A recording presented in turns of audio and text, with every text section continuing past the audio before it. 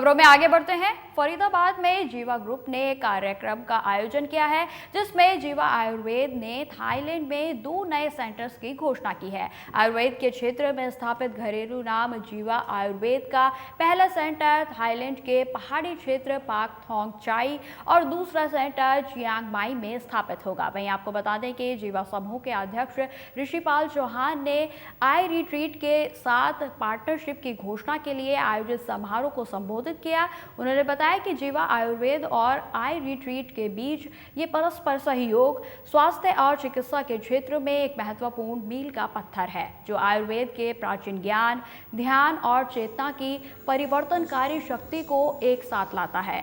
इस विस्तार के माध्यम से जीवा आयुर्वेद दक्षिण पूर्व एशियाई देशों में आयुर्वेदिक पद्धतियों और उत्पादों का प्रसार करेगा, जिससे जनता को स्वास्थ्य और अधिक समग्र स्वास्थ्य प्रबंधन समाधान उपलब्ध होंगे। ऋषिपाल चौहान ने यह भी बताया कि ये सहयोग स्वास्थ्य देखभाल में आयुर्वेद की परिवर्तनकारी क्षमता के बारे में वैश्विक जागरूकता को एक नई दिशा प्रदान करने के हमारे मिशन में एक महत्वपूर्ण मील का पत्थर है।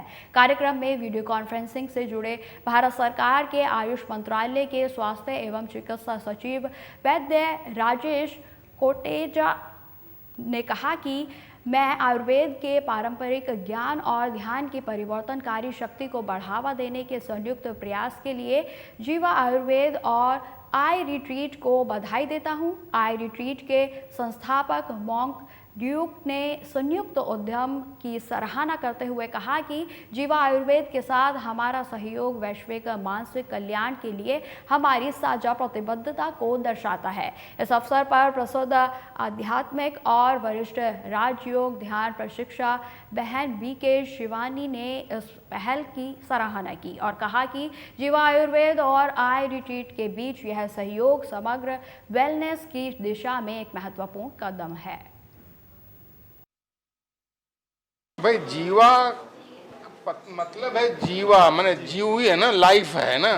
तो और ये हमारी परंपरा है। जीवा आयुर्वेद ने शिक्षा के साथ साथ आयुर्वेद को हेल्थ को जो ना आरोग्य को बहुत सरल सुलभ बनाया, सब लोगों तक पहुंचाने का प्रयास किया है एक ध्येय की तरह, मिशन के रूप में। यही जीवा की सबसे बड़ी उपलब्धि है और बड़े ऑथेंटिक तरीके से, इसमें कोई उनका बनावटी नहीं है, बड़ी श्रद्धा भाव से सारा परिवार, सारा टीम, सारा ग्रुप लगा हुआ है। देखिए जीवा जो है उसके पास सॉफ्ट स्किल्स हैं। पूरा विश्व जो है वो हार्ड स्किल्स के ऊपर काम कर रहा है, आउटर ग्रोथ के लिए काम कर रहा है, और वो जितनी भी साइंस और डेवलपमेंट है वो शरीर को सुख देने के लिए है। लेकिन जितनी डेवलपमेंट हो रही है उससे एनवायरनमेंट भी खराब हो रहा है और शरीर में ज़्यादा बीमारियां आ रही हैं और मन ज़्यादा दुखी हो रहा है, सुख नहीं है, शांति नहीं है। तो जीवा का उद्देश्य है कि कैसे हम आयुर्वेद के द्वारा पूरे विश्व को हेल्दी बनाएं, स्वस्थ बनाएं। स्वस्थ का मतलब है सिचुएटेड इन सेल्फ, स्वा जमा स्थिर, राइट।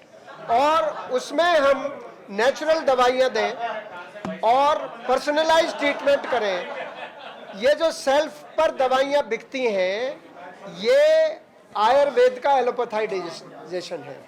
देखिए ये जो कार्यक्रम था, ई शिलान्यास किया, यानी कि 2 सेंटर्स थाईलैंड के अंदर खोले जा रहे हैं, जीवा और आई रिट्रीट। आई रिट्रीट जो है वो थाईलैंड की कंपनी है, उनके वहाँ पर जो है ऑलरेडी रिजॉर्ट्स हैं जो वहाँ पर अभी वो मेडिटेशन कराते हैं। तो जीवा वहाँ पर जो है आयुर्वेदिक चिकित्सा शुरू करेगा, जो हमारे आयुर्वेदिक ट्रीटमेंट्स होते हैं। साथ में जो है हमारे डॉक्टर्स वहाँ काम करेंगे, थेरेपिस्ट काम करेंगे। और इसमें एक मेन जो इसका कोलैबोरेशन का जो मेन हमारा उद्देश्य ये है कि शारीरिक लेवल पर और मानसिक लेवल पर, दोनों लेवल पर ही व्यक्ति को स्वस्थ करने का जो है हमें काम करना है। क्योंकि आज अगर हम देखें तो हर व्यक्ति को टेंशन, तनाव, एंग्जाइटी, शायद ही कोई आदमी ऐसा मिलेगा आज पृथ्वी पर जो कहे कि मुझे एंग्जाइटी नहीं है, स्ट्रेस नहीं। तो ये जो थाईलैंड के जो हमारी आई रिट्रीट कंपनी है, इसमें बुद्धिस्ट लोग हैं, वो मेडिटेशन के बहुत एक्सपर्ट हैं, बहुत सारे अच्छे प्रोग्राम्स हैं उनके। प्रोजेक्ट ही कहेंगे इसको, जहाँ आयुर्वेद और मेडिटेशन को साथ में जोड़ा जा रहा है। तो क्या होता है, कई बार हम आयुर्वेद को, जैसे आज हमने सुना, हम कैसे समझते हैं कि सिर्फ ऑयल मसाज करना है, शिरोधारा करना है। यहाँ पर चाहे हम कुछ और सोच रहे हों, लेकिन मुझे शरीर का स्वास्थ्य करना है।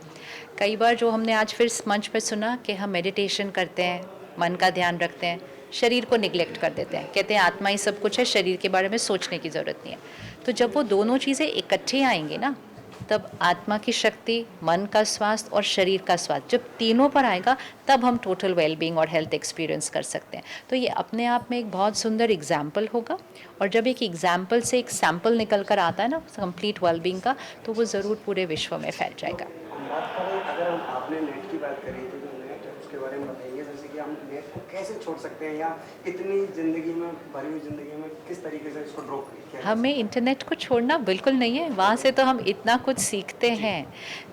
जैसे एक टेबल पर 10 चीज़ें पड़ी है खाने के लिए, लेकिन आप चूज़ करेंगे ना कि आपके लिए हेल्दी कौन सी चीज़ है। जो बनाने वाला है वो तो 10 चीज़ें बनाकर आपके सामने रखेगा, लेकिन सही चीज़ पिक करना जो मेरे लिए हेल्दी है। वैसे ही इंटरनेट एक इन्फॉर्मेशन का सागर है, कंटेंट एक इन्फॉर्मेशन का सागर है, लेकिन उसमें सब तरह के कंटेंट है, सब तरह का इन्फॉर्मेशन है। अगर हम काम, क्रोध, लोभ, मोह, अहंकार, ईर्ष्या, द्वेष, नफरत, गुस्सा, हिंसा, इसका कंटेंट ज़्यादा कंज्यूम करेंगे तो हमारे संस्कार उस तरफ बनते जाएंगे, और अगर हमारे संस्कार उस तरफ बने, हमारा कर्म और भाग्य उस तरफ चला जाएगा। तो कंटेंट भाग्य तक लेकर जाता है। तो क्या हमें ध्यान से नहीं कंज्यूम करना चाहिए? तो इंटरनेट बहुत यूज़फुल है, फ़ोन बहुत यूज़फुल है, कंटेंट बहुत यूज़फुल है, लेकिन राइट कंटेंट कंज्यूम करना है। हमने